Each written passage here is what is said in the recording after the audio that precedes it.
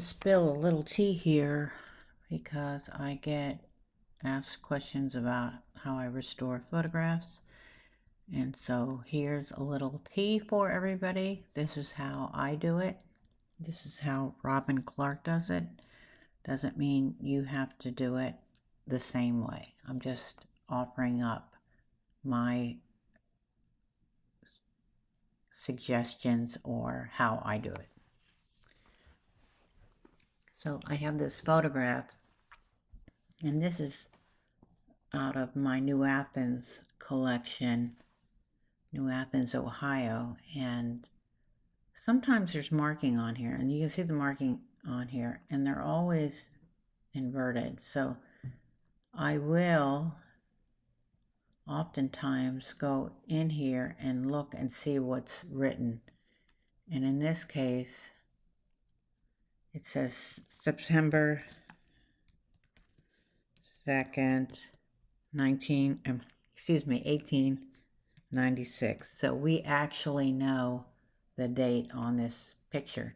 Sometimes there are names on these, and that's really helpful because the ultimate goal is to get these photos to people so they can see their ancestors' photographs, because sometimes they only have 4 copies. So I always, this is me.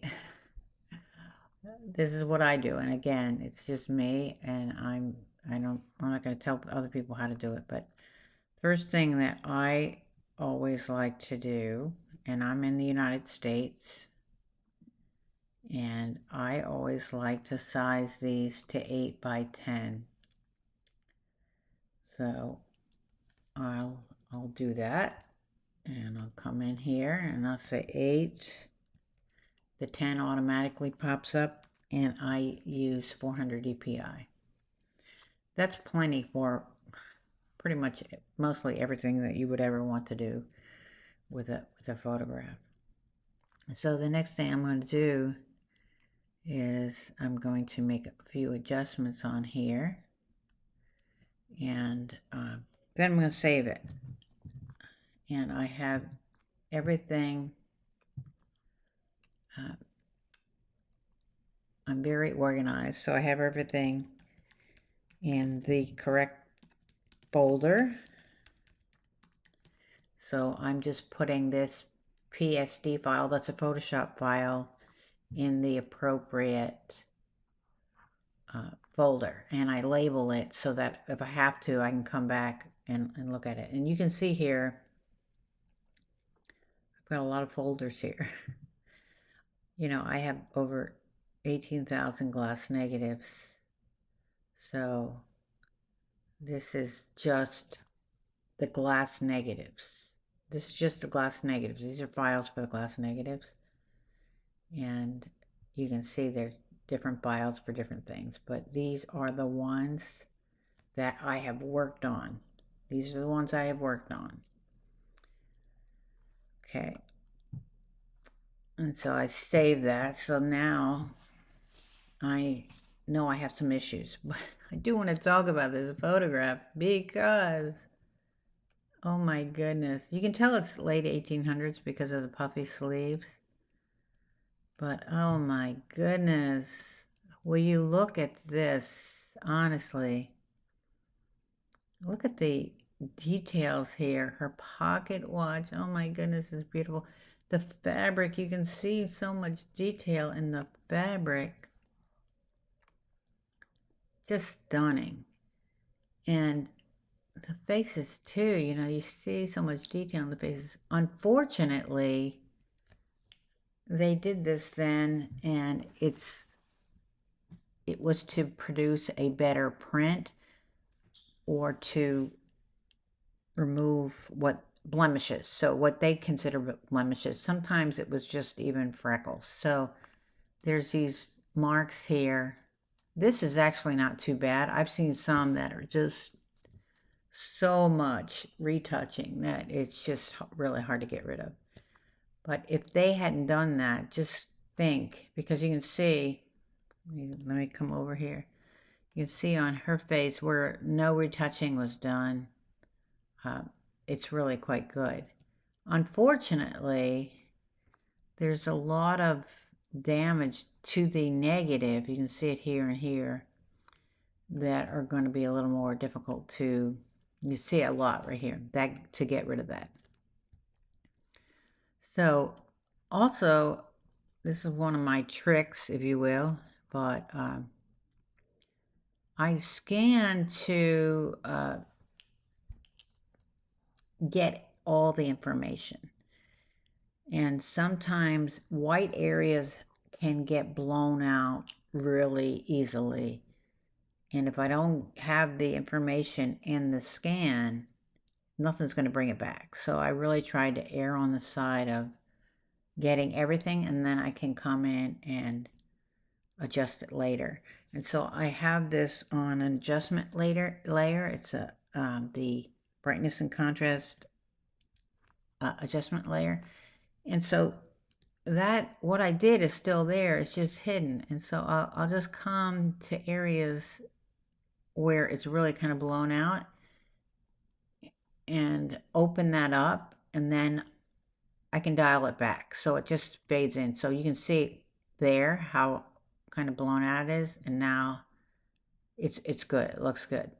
So I'm happy with the tone of the photograph, and any adjustments I need to make, I can make them at a later date. So I'm going to make this is a stamp visible, okay? This is a stamp visible layer. I couldn't remember the terminology, but this is called a stamp visible layer. And what it does is it takes everything below it and makes it one new layer. So if I turn off these other layers, this is still good, okay? So the reason I do that is because I can work on this and not affect the others. So they're still there. I'm just not going to affect them. I'm going to want to work on this one. So the first thing I'm going to do is I created a dust removal action. I actually have two. One is less dust removal, the other is more. And you can do these things through the, here's dust and scratches. So that's the same thing. You can go through that and adjust it individually. I just like it because I've made an action, and I can just click a button and it's going to do what I asked it to do. And then from there, I can make a mask, because if you noticed, certain areas, it affected it more than I want it to be affected. So I just come in, I have black on my brush, so it's just masking that area so that it's not affected. And you can see it here. I don't know how well you can tell how it got rid of a lot of the scratches or little specks. But sometimes it gets rid of more than what I want to get rid of. And this happens a lot with eyes. And I watch the little girl's eyes. This is without the dust removal. That's with the dust removal. So I'll just come in with my mask, and I'll open that up so you can see it better. And that way I can just eyeball, I can say, okay, where did it affect more than I wanted it to? And again, the eyes are always an area. In fact, a lot of times I'll just do it before I even look, because I know it's going to affect the eyeballs. But also look at her ring, okay? Look at her ring. Let me zoom in a little bit.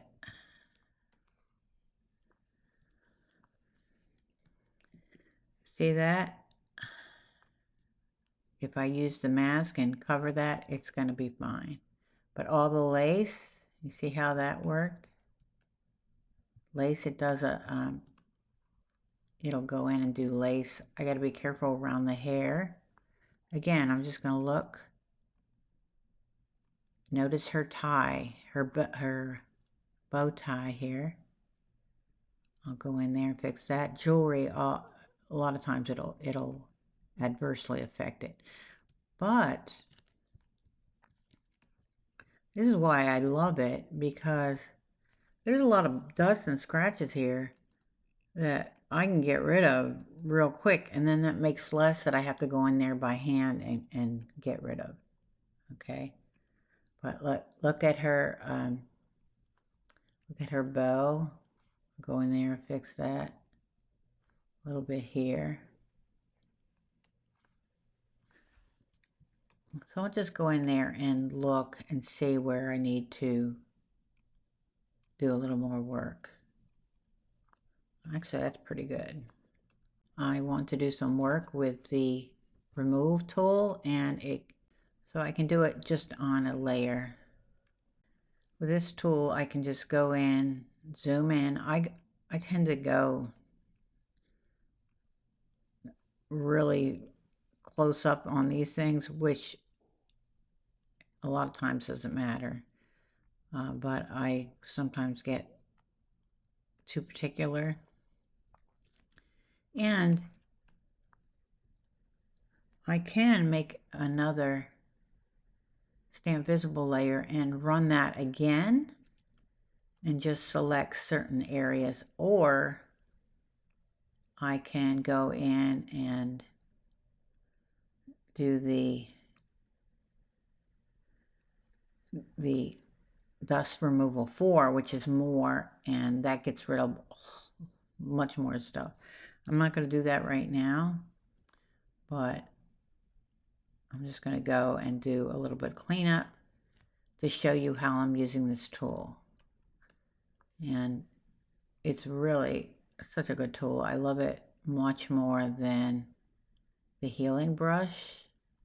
It just does such a great job. And if you kind of make a circle around the area, it'll do the whole area.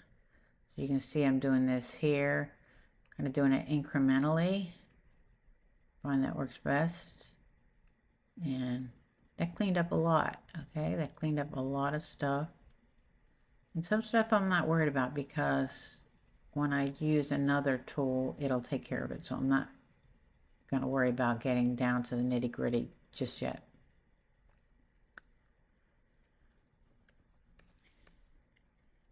And so I'm not going to, like I said, I'm not going to fool with this really much more than this for right now, because I want to show you some other things. So let's zoom out here.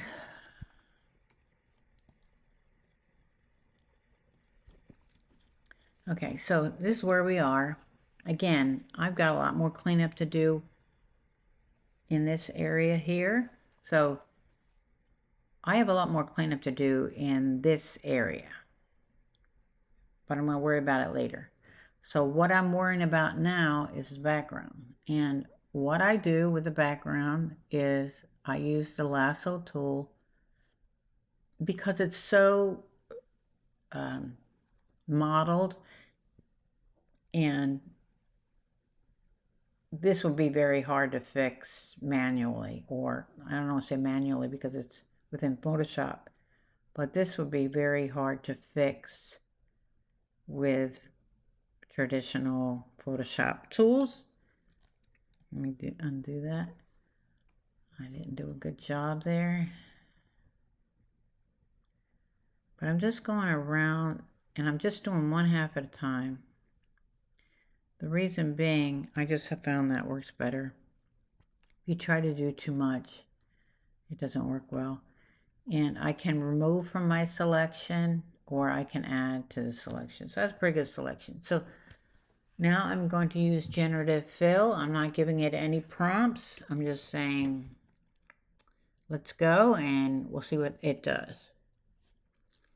And generative fill gives you 4 options initially. And then you can also, or 3 options, I'm sorry. I can go in and give it a whirl. I also can use different aspects of each one of the variations. So you see over here where it says variations. Okay, that's variation 1. variation 2, variation 3. I like variation 3 for this area a lot. I think it did a really good job. The other areas, I don't like any of it. So I'm going to use variation 3, and I'm going to, again, just on this half, I'm going to give it another try over here, let it redeem itself. And I'll say generative fill again. And the beauty of generation fill is you can run a lot of this. Now, oh, look how much better that is. Look how, this is good. This is very good. So I'm pretty happy with that. I like this. Okay. There are restrictions in Photoshop how many you get that are kind of faster. And it depends on what plan you're on. With Photoshop, I'm on the, I have all the apps, so I paid monthly for all the apps. So I get more goes at generative fill. And again, I'm trying to be good with this, but if I'm not, I'll just come in and I'll add more in areas.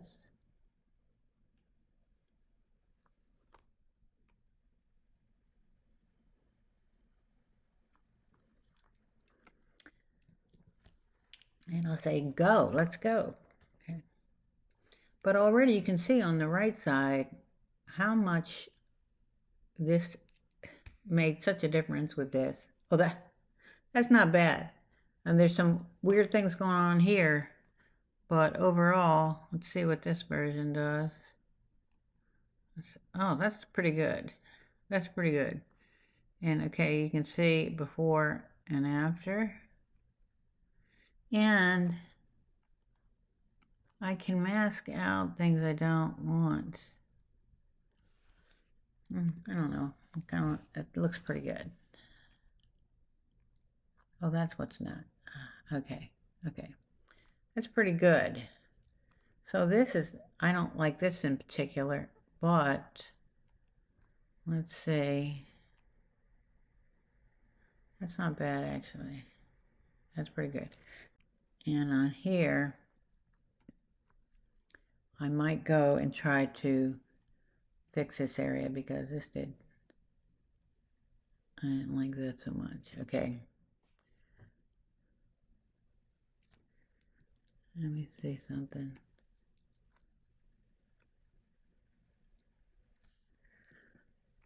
This didn't turn out that well right here, but okay. You're saying, oh, well, this is darker here. Yeah, it is. Okay.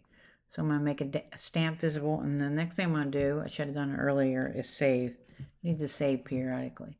So now that I have a stamp visible, I'm going to take my remove brush, and I'm going to enlarge it a little bit, and I'm using the right caret button to do that, so I don't have to do it incrementally. So that turned out nice. And then there's a few spots on here that I can come in here and clean up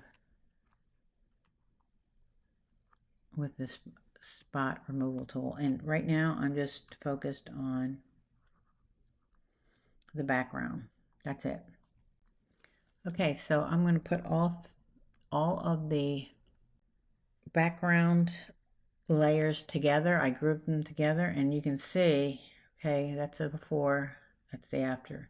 Okay, a huge difference. And if I didn't have generative fill tool, oh my god, it would just be such a nightmare. Okay, so that helps me a lot.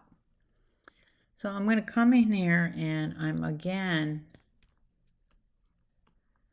going to clean up some more what I didn't clean up previously on the dress, on the inner part of it. So everything, the background I'm fine with, I'm good with. That looks good. Okay, now I'm going to go fine tune the interior. Okay, I make this stamp visible, and then I'll come in here with the remove brush. And remember to edit that. And I'll clean up more in the inside area.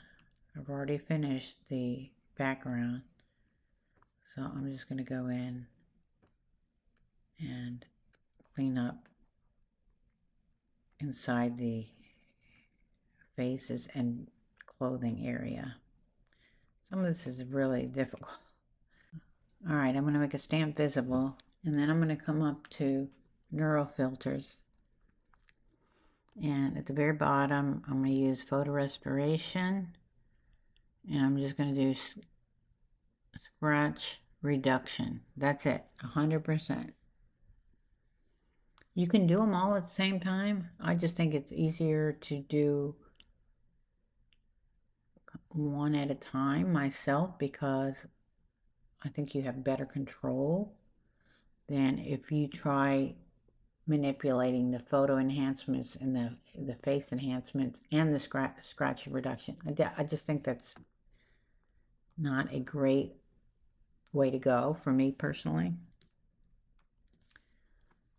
And so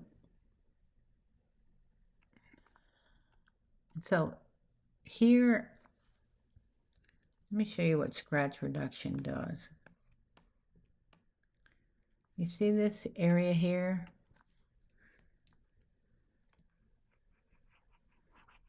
It took away all those scratches in this area. Now this, it also, in this case, blurred a lot, but I wouldn't use it on all areas, but I would use it on a lot of areas. And here's the thing that also I want to mention. You can scale this back. So this is 45%. You see how that it's just not as harsh, but it does get rid of a lot of stuff. There's a lot of areas I would not do 100% on here, but you can also duplicate that layer and then use it on some areas and not on others. So I definitely would not use it on the upper part of the woman's clothing, because this pattern in here, I don't want to lose that. I want to keep that. So I'm being very discriminate on what I'm doing here. Now if I copy this, I can go to my black brush, and on this portion of it, I don't want any more done with this. I like this, it's fine. But over here, I think I do, okay? So I'm going to say on here, I'm going to back this back up to 100%. Hope that makes sense. Okay. So what I did is I used the neural scratch removal tool, and probably this wasn't the best example, and I might do it on something else, because on some pictures it just works tremendously well. So maybe I'll make another video of just a scratch removal tool on a picture that really benefits from it. Okay, so again, I'm going to make another stamp visible layer, and I'm going to go in and clean up some more areas. And these are ones that the other methods did not fix.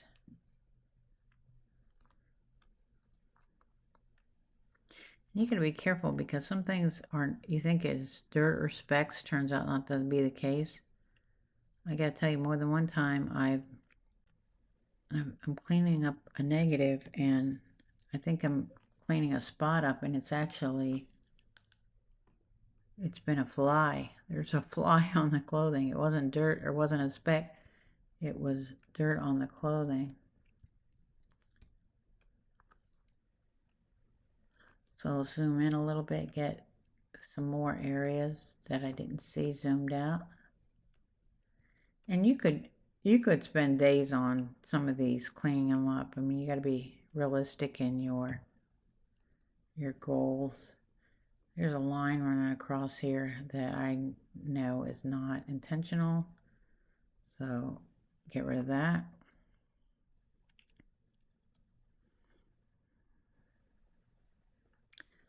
The more you use this, the longer it's going to take to run. Or the bigger area you're trying to fix, same thing. Okay, I don't see any big spots that stand out to me. So I'm going to make another stamp visible. And I'm going to run, I have a Topaz Photo AI action that I've created so that all I got to do is run the button. And I just worked out that this was the best starting point for me as far as what I want this tool to do. What this tool is going to do is really going to help me on her face in particular, because she's got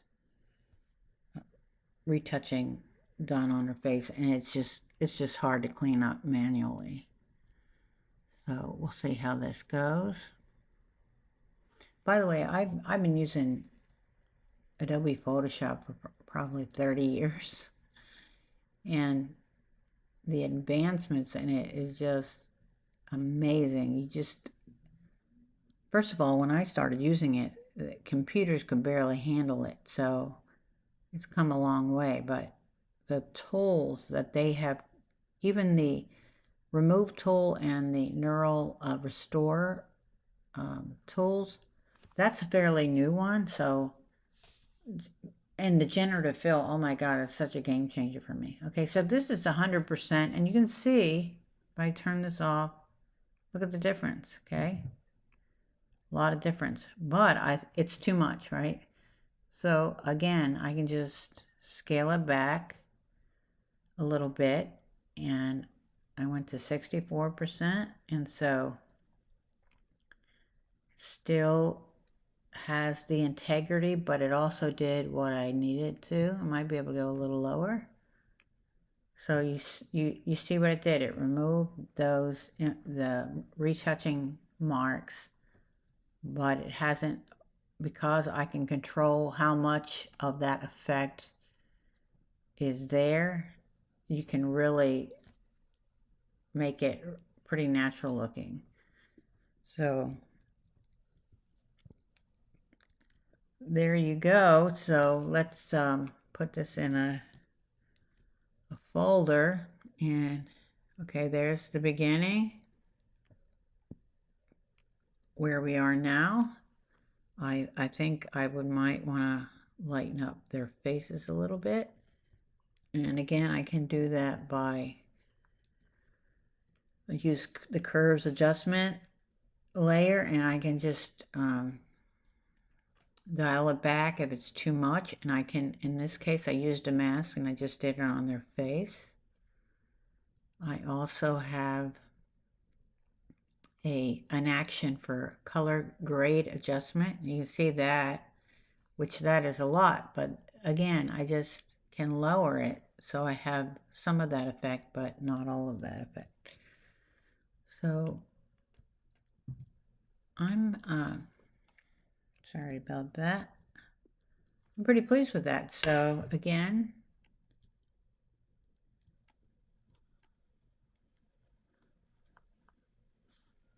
this is the before and this is the after.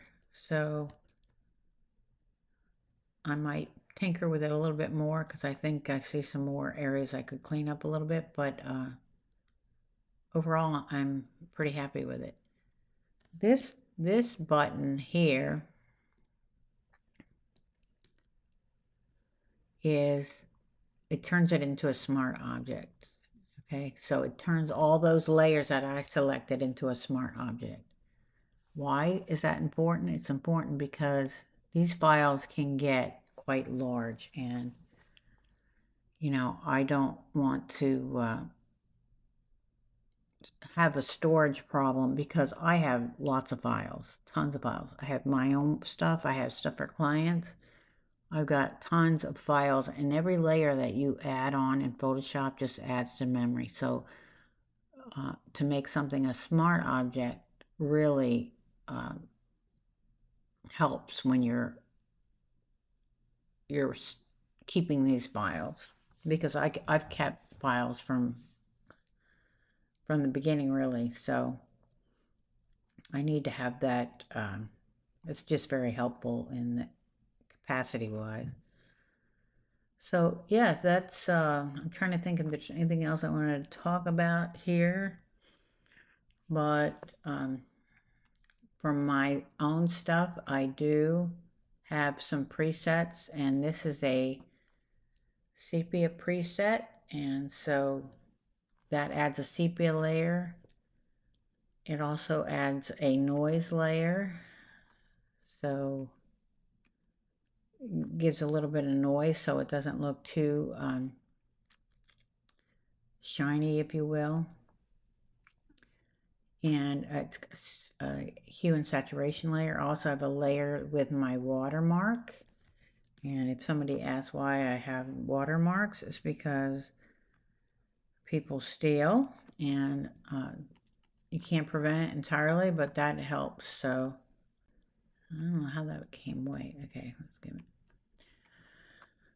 Okay, and like that's a preset layer, so I can just drag it into any file and place it where I want, and then I can either make it white, black, or whatever color, but usually it's white or black or gray, if you will. So let me think any other things that I want to tell you about. Again, these TK9, I have to find more. I can't remember where I got these, but I love them so much because it makes things simple, like click at the button, simple. If I want to resize it, I just press the button. If I want to do the canvas feature on this, I just press a button. Add a new layer, just press a button. Delete that layer, just press a button. So many things here. I use this a lot. It shows the layer, or it doesn't show the layer. Also, this goes back to the original. So if I wanted to just see the original, I can just press that button, and then I press it again, everything else comes back. So yeah, I can flatten, duplicate an image with just a click of a button. The black and the white brushes, I love that a lot. I don't have to, it's just pretty easy. And so I like it a lot. By the way, I use a Wacom tablet, and a Wacom tablet, if you, or a graphic tablet, that you can look that up. It's like a pen almost, and so you can manipulate it really. To me, it's so much easier than using a mouse. It's just, I couldn't do this without it. I think I would be going back to the Stone Ages in my feelings about this if I didn't have it. So yeah, that's it in a nutshell. I hope this helps a little bit. And I did spill the tea. I didn't not disclose anything that I'm doing. And if you have questions, you certainly can ask. I'm not going to gatekeep on this at all. And I will do one on just the neural filters restoration tool that is particularly related to removing scratches. So there you go. I hope this helps.